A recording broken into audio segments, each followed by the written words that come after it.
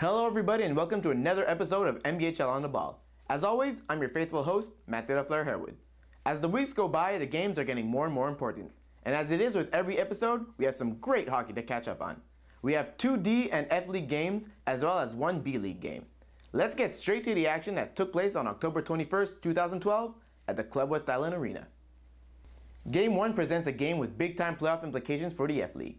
The Jays and Reapers are neck and neck with the Titans, with less than 2 points separating these 3 teams. The Jays have a lot of potential. They're young and fast, but scoring has been a serious issue for them, relying completely on Stefano Yaniro for goals. The rest of the team will need to pick it up if they want to be playing this December. For the winless Reapers, this game represents a great opportunity to turn this season around. If they can solve their own scoring woes, they could be the underdog with a lot of bite come the postseason.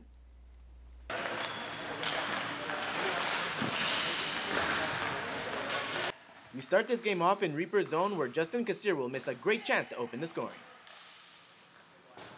Now on the power play, Stefano Yaniro's shot will make its way to the front of the net. Goalie Eric Nantel will make the first save against Kyle McGregor, but Prateep Menon will tap in the rebound to make it 1-0 Jays. Now in the Jays zone, a bad bounce off the backboards will lead to 2 great chances for the Reapers, but goalie Makis Parazzo is there to make the save. Moments later, Jean-François Lagacé will sneak in behind the D, but his redirection will go wide. Back at the other end of the ring, Peter Salvo will find himself alone in front of Nantel, but won't be able to beat the sprawled netminder. Off a face-off in the J zone, Steve Lamory will grab the ball up close, but can't beat Parazzo with the backhand. Now in the second period, Lagacé will get around the final defenders and the Reapers attack with a 3-on-0. Nantel will make the save on his first attempt, but can't do anything when Lamory hammers the rebound to tie the game at 1. At the 12-minute mark of the second, and with the Reapers on the power play, Menon will intercept the pass at the blue line and charge in the Reaper zone on a 2-on-0. He passes the ball to Zach Stahovsky, who makes no mistake, it's 2-1 Jays. Yaniro breaks down the right side boards looking to pad the Jays lead, but his shot deflects off his defender. Number 89 is back on the attack moments later, but this time, his shot goes high on Parazzo. A few shifts later, Mathieu Lorrain finds himself on a breakaway but can't beat Nantel 5-hole. Back in Reaper's zone, Stahovsky is looking for more, but his backhand is denied. Nantel is doing everything he can to keep his team in the game, denying Kassir on a one-timer. Now playing 4-on-4 hockey, Christopher Robertson will find Menon in the slot, and his backhand will find its way to the back of the net. The Jays will take this one with a 3-1 win. With the win, the Jays improved to 2-4 on the season. Stahovsky's shorthanded marker in the second period was the Jays' first goal scored while down a man. The Reapers' loss means they are still winless in 6 games this season. Goal scoring was once again their downfall in this game, now having only scored an average of 1.33 goals per game this season. They will need to find a way to shoot more if they want to score more, as they only shot 9 times on Parazzo. Our second game features the top 2 teams in the D-League, Choppers versus Pirans. Pirans have been having an unbelievable season, proving that this veteran team is still a threat.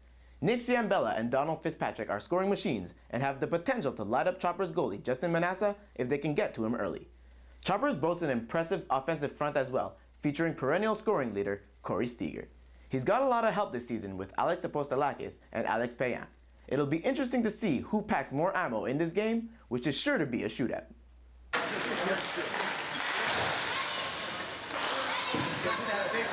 We start this game with the Choppers up 1-0. Nick Giambella will find Donald Fitzpatrick, who tees up a howitzer that beats Justin Manassa glove side to tie this one up at 1. Moments later, Alex Apostolakis is looking to regain the lead for the Choppers, but Jeff Howells makes a sprawling save. Back in the Choppers zone, Andrew Jackson will see a gift-wrapped opportunity handed to him, but Manassa makes the save. Choppers will regain their lead with 10 minutes left in the first when Mike Manassa beats Howells up high from the slot. Julien Lamour and Corey Steger get assists on the goal. With the score now 3-2 Choppers, off a face-off win, Gino Folliet absolutely hammers a one-timer top cheese on Manassa to tie things up at 3. Now in the second period and with the Piranhas up 4-3, Greg Sangiuliani will find Giambella posted alone in front to give his team a 2-goal lead. Moments later, the Choppers goalie has to come big to keep his team in the game when he absolutely robs Stu Klein in the slot. A glove save that definitely needs a second look. Still down by 2, Apostolakis will find Dave Harkness behind the last line of defense. Howells makes the unorthodox save, but the Choppers forward will find Alex Peña in the slot, who also sees his shot stopped before Apostolakis can finally beat the Piranhas goalie to bring his team within 1. 5 minutes later, Team Pink will regain their 2-goal lead when Klein breaks in with Marc Lasnier, with number 9 burying the pass behind Manasseh.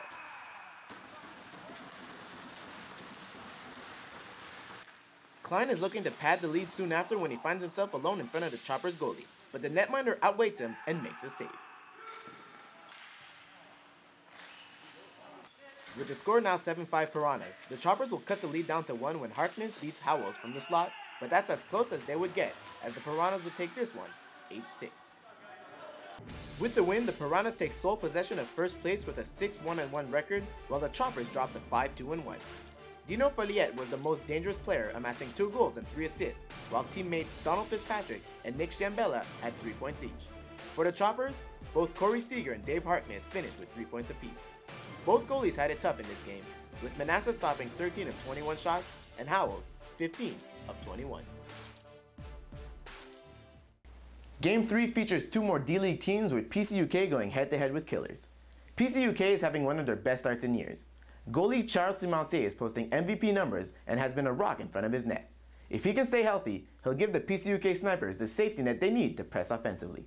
Killers have been having a roller coaster season. They have the goods to be a contender at this level, but just seem to be lacking consistency. Hopefully, a win against a top 4 team in PCUK can help pave the way for a run in the second half of the season.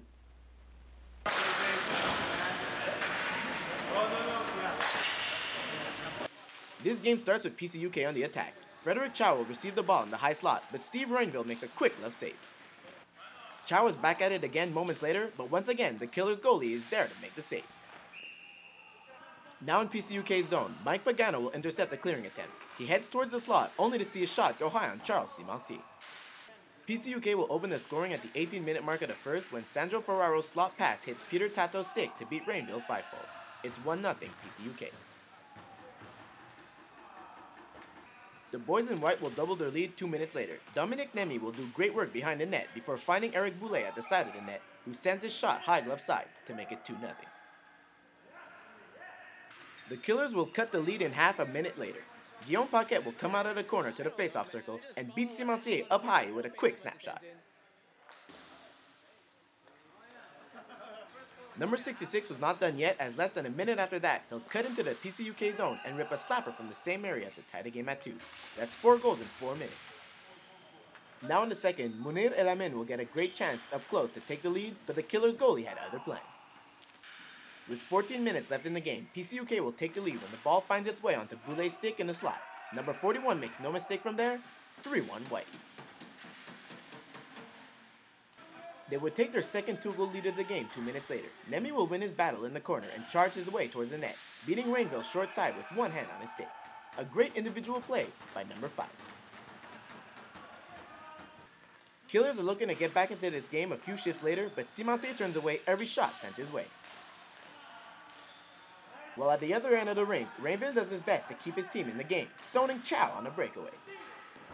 Manny Mavroudi gets a great chance on a 2-on-1, but the PCUK goalie turns away the shot. With the score now 5-2, Chow will seal the deal when he sends a spinning backhand to the back of the net off the faceoff. The final score would be 6-2 PCUK. With the win, PCUK continues to impress midway through the season, having collected 12 out of a possible 16 points this season. Chow continues to be a big part of the PCUK attack, scoring 1 goal and 2 assists in this game, bringing his season total to 4 goals and 6 assists in 9 games. The Killers lose for the 4th time in their last 5 games and desperately need a win to get back into the playoff hunt, as they are currently sitting in the last place, 2 points out of the final playoff spot. We turn our attention to the B-League for Game 4 with the Shockers taking on Ruthless. Ruthless is taking opponents by surprise with their play this season.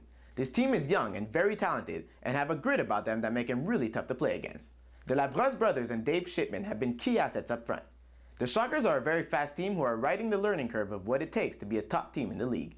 Winless thus far, they are very well matched against Ruthless, which could very well give them the win they desperately need to turn things around.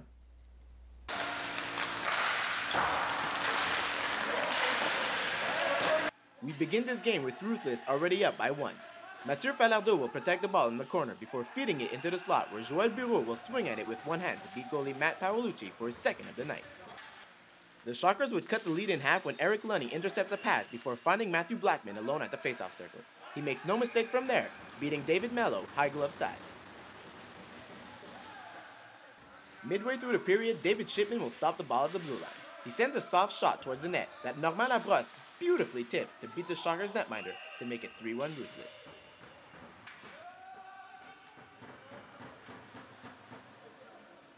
Shockers would cut the lead back to 1 less than a minute later. Lunny will battle hard in the corner, allowing Jeff Brees to pick up the ball and send what seemed to be an innocent shot towards the net, surprising Mello, beating him 5-1.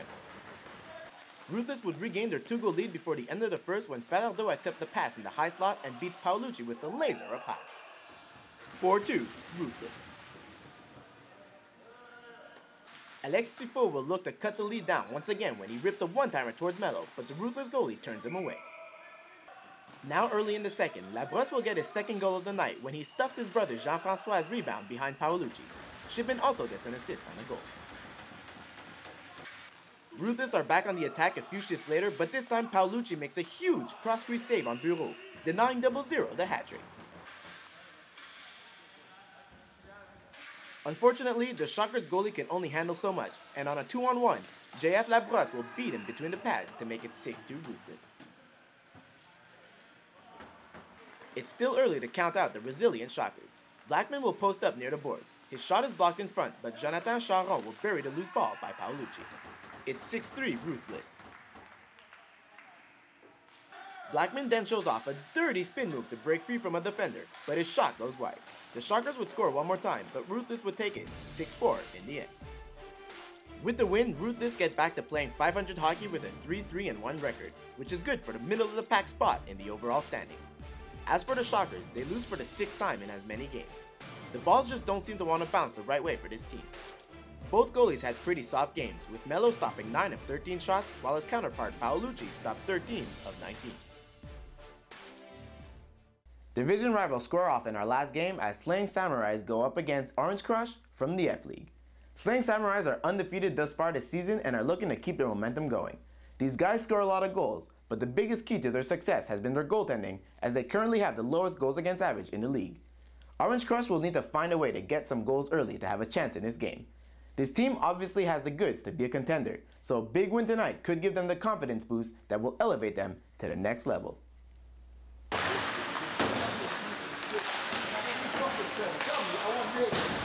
We start this game off with Slaying Samurais on the attack. Azum Chowdhury will get a great chance up close, but Salman Mohammed will sprawl to make the save.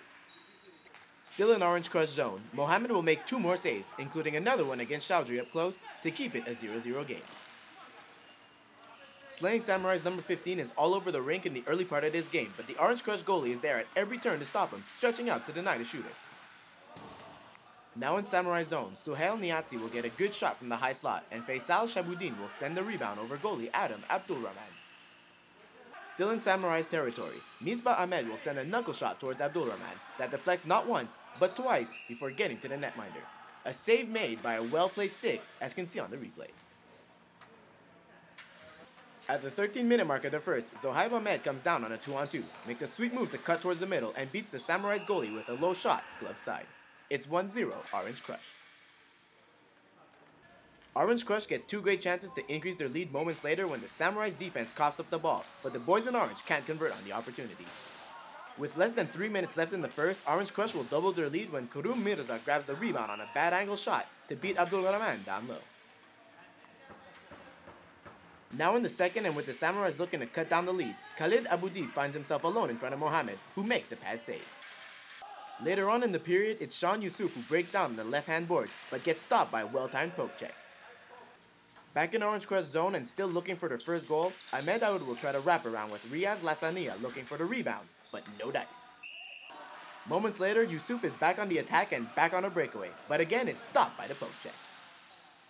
With just over 2 minutes left to play, Slaying Samurais will finally get to break the goose egg when Aoud gets the ball in the slot, spins and beats Mohammed low to bring his team to within 1. The Samurais would get a chance with the man advantage at the end of the game, but wouldn't be able to capitalize on the opportunity to tie the game, as Orange Crush would take this one by the score of 2-1. The loss marks the Slaying Samurai's first defeat of the season, as they are now 4-1-2. Orange Crush get back to 500 with a 3-3-2 record. The game was closely fought between these two teams. Both goalies fared off well in this game, with Abdul Rahman clinching twice on 12 shots, while Mohammed gave up 1 on 16. These two teams will battle again when they meet for their last game of the regular season on November 25th. Here are your updated standings and scoring leaders as of October 28, 2012.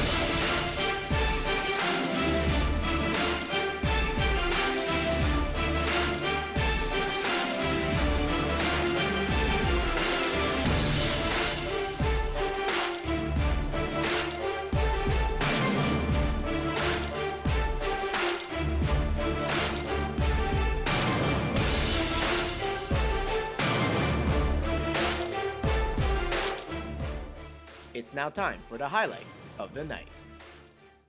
And for that, we go back to the Choppers versus Piranhas, where Choppers goalie Justin Manassa decides to partake in what I can only describe as highway robbery when he whips out the glove on Stu Klein in the slot. And that's why it's our highlight of the night. Thank you for watching another highlight-filled episode of On the Ball. We hope that you enjoyed the show. As always, follow us on Facebook and me on Twitter. Both links can be found at the bottom of your screen. That's it for this episode, but remember, during your next game, look up over the dressing rooms. You might just be the next one on the ball.